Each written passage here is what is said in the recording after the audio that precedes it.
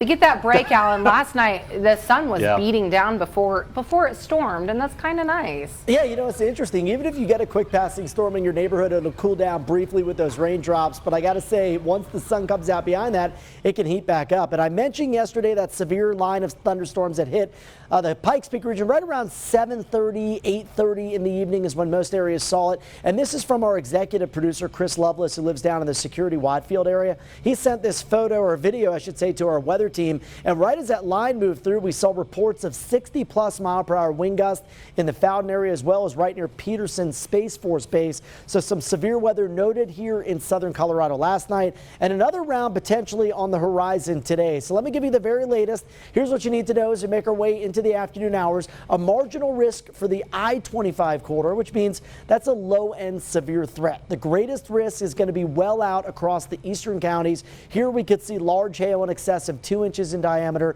Damaging wind gusts, get this, as strong as 70 to 80 miles per hour. And here's the setup as we look at the big picture. High pressure now moving all the way into eastern Texas this morning. Area of low pressure coming out of the Great Basin. For us, it's a battle of air masses. Very dry air now moving in from the desert southwest will collide with this very moist, unstable environment. Those conditions present this morning across the high plains. When that battleground sets up, again, eastern counties later today, that's where we see the greatest potential for severe weather here in parts of Colorado. Here's a look at your morning out the door temperatures. 55 in Monument, 60 degrees the current temperature at the COS Airport, 59 in Fountain, 48 in Cripple Creek. We have upper 60s this morning in Pueblo, down towards Springfield and La Junta, 54 Salida, 55 outside in Saguache. So now that we know the setup and what the potential is for later today, let's take a look at that forecast. We'll take you hour by hour. You can see some of those stronger storms pulsing up here. Could see a few of those supercell storms developing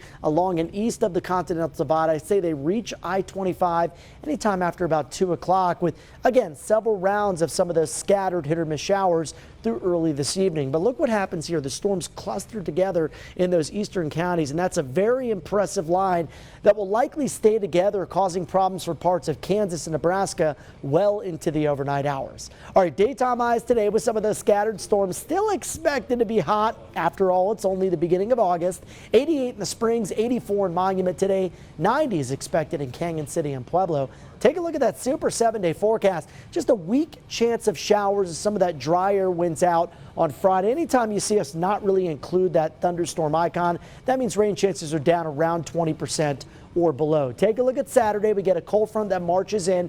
That could trigger again some stronger severe storms, generally in the eastern plains, but something we're watching closely. Behind that, temperatures down to the upper 70s on Sunday. For Pueblo, I've got drier air from Friday to Saturday after the potential for a stronger isolated severe storm today.